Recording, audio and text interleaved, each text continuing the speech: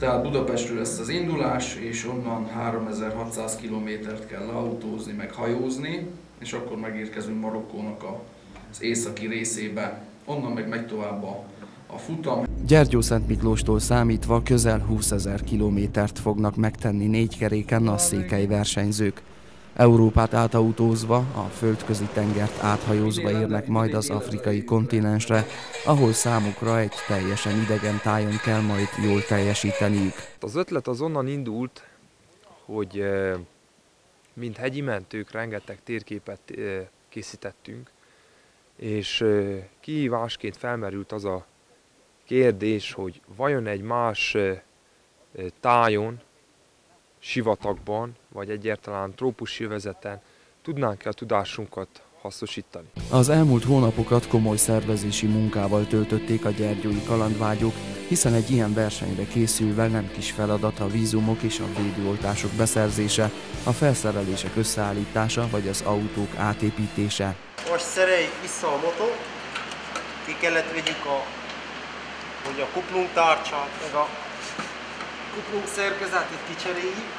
Szerelés után egy próbatúra következett. Igaz, a gyergyói havasok cseppet sem hasonlítanak a Szaharához, és alapvető különbség van a hó meg a sivatagi homok között, de legalább fel tudták mérni, hogy mit jelent a csapatmunka, és hogy mire képesek a járgányok.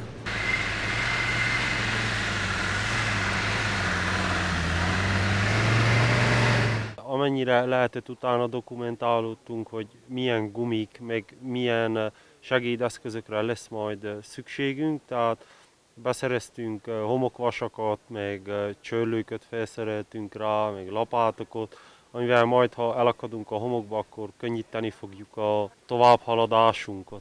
A székely versenyzők szerint porleveseken és konzerveken nem lehet több hétig élni, és ízletes székely kolbászt és szalonnát biztosan nem árulnak az afrikai boltokban, tehát vinni kell. A kommunikációs eszközök beszerzése mellett a szállítandó élelmiszerek összeállítása sem lesz egyszerű, de a csapat szakácsa már dolgozik az ügyön. Minden nap gondolkozok, hogy mivel tudnám a csapatot annyira meglepni, hogy milyen kajákat főzzek. Remélem, hogy közösen a csapatnak ki tudjuk az ételrendjét egészíteni.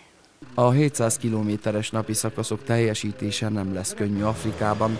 Egyfajta harc a túlélésért, mindenre számítani lehet. Hát, hogy mi fog történni, ezt meglássuk, mikor odaérünk, és mire számítok, hogy egészségben, békességben járjuk meg. Egészség, békesség, ezeket kell szem előtt tartani a székely férfiak szerint, mert egy ilyen hosszú úton bármilyen sérülés vagy konfliktus sokba kerülhet. A gyergyói csapatban vannak hegyi mentők, vállalkozók, autószerelő és televíziós szakember is. Számukra ez a verseny nem csak egy homoki autózás lesz. Mindenképp ez egy kaland. Tehát azt tudni kell, hogy a kaland az kihívásokkal jár. Viszont ennek a kalandnak mi szeretnénk adni egy célt, egy értelmet.